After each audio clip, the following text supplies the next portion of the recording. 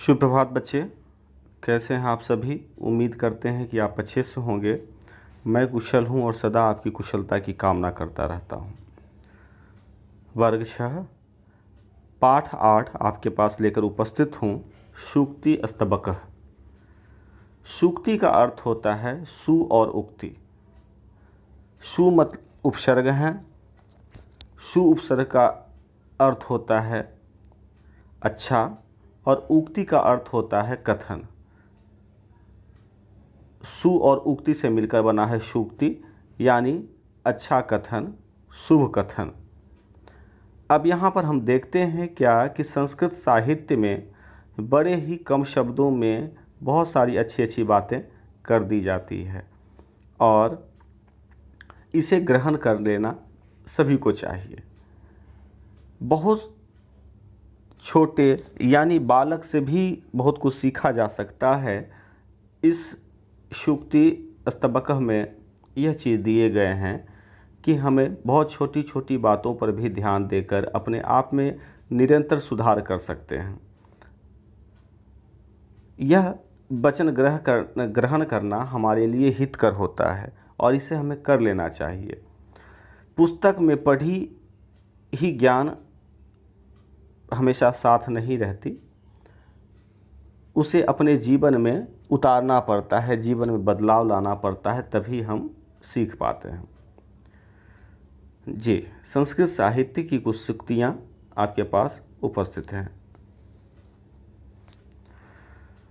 इससे पहले कुछ शब्दार्थ की चर्चा हम कर लें। उद्यमेन का अर्थ होता है उद्यम यानी परिश्रम। मनोरथ है, मनोरथ यानी मन की इच्छा मनोरथ होता है। सिंह जानते हैं शेर, मृगाह हिरन। दरिद्रता, दीनता या कृपणता, दोनों को दरिद्रता हम कहेंगे। गरीबी और कंजूसी भी दरिद्रता के अंतर्गत ही रखा गया है संस्कृत में। प्रिय वाक्यम प्रदानेन यानी प्रिय वचन बोलने से। तुष्यंती यानी संतुष्ट होना, प्रसन्न होना। तुष्यंती यानी प्रसन्न होना। आगे है मानव मनुष्य। तस्मात् यानी इसलिए। वक्तव्यम यानी बोलना चाहिए। हमारा जो वक्तव्य है, वक्तव्य यानी जो हम बोलते हैं वह हमारा वक्तव्य होता है। तो वक्तव्यम यानी बोलना चाहिए। वचने बोलने से। साधितः उपयोग किया हुआ, साधा हुआ। आगे भवेत, भवेत यानी होगा या होना चाहिए।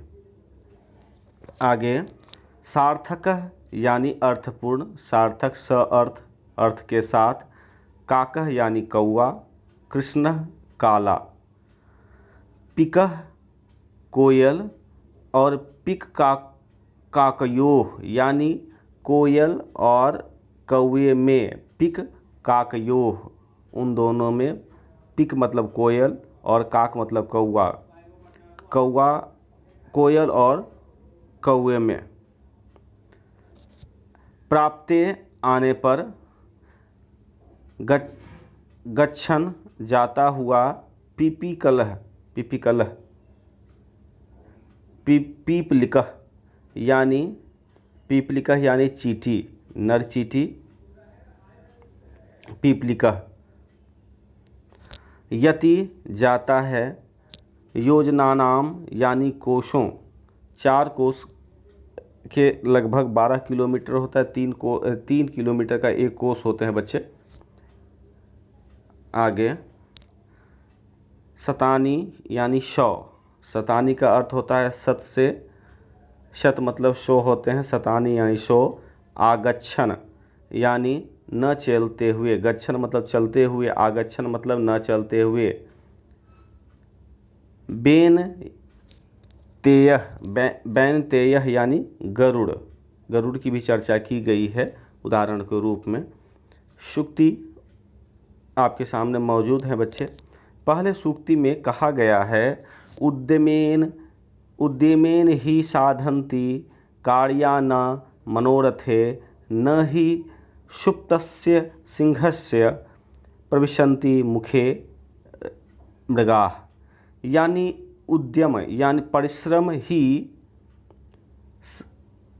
सिद्ध्यन्ति कार्याणि न मनोरथे, यानी परिश्रम ही कार्य को सिद्ध करता है, न कि मनोरथ। हम मनोरथ बहुत ऊंची ऊंची करते हैं, हम बड़े ऊंची कल्पनाएं करते हैं, और उसके लिए अगर उद्यम नहीं करेंगे, मेहनत नहीं करेंगे, तो हम सफल नहीं होंगे।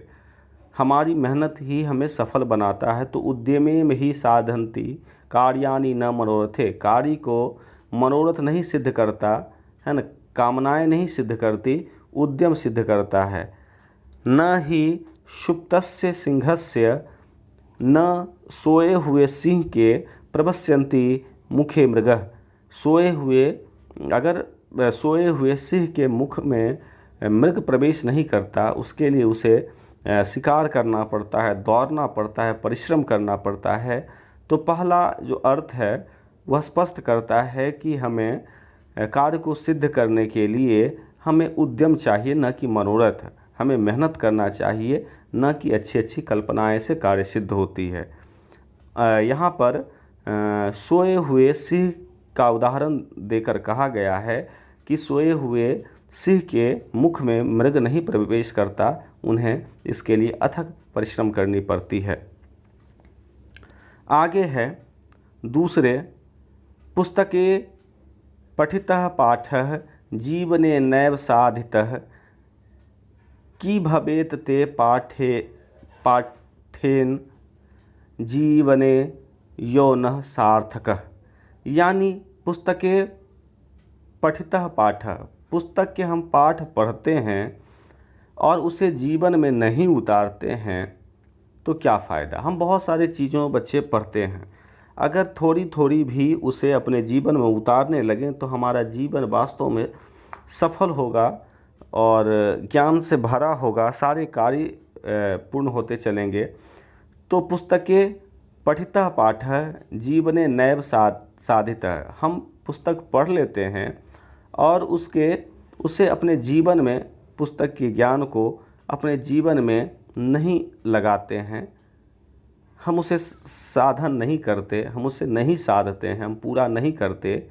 कि भवेत ते पाठेन, उसका क्या फ़ायदा उस पढ़े हुए को जो जीवने यो न सार्थक, जो जीवन को सार्थक नहीं कर सकता, वैसी पढ़ाई का क्या फ़ायदा। इस तरह से बच्चे हमने पहले सूक्ति जो पाठ दिया गया है, तो जिसमें तरह तरह के सूक्ति दिए गए हैं, वहाँ पर हमने 2 सूक्ति की हम चर्चा किए हैं। आगे के सूक्ति आगे हम करेंगे। धन्यवाद।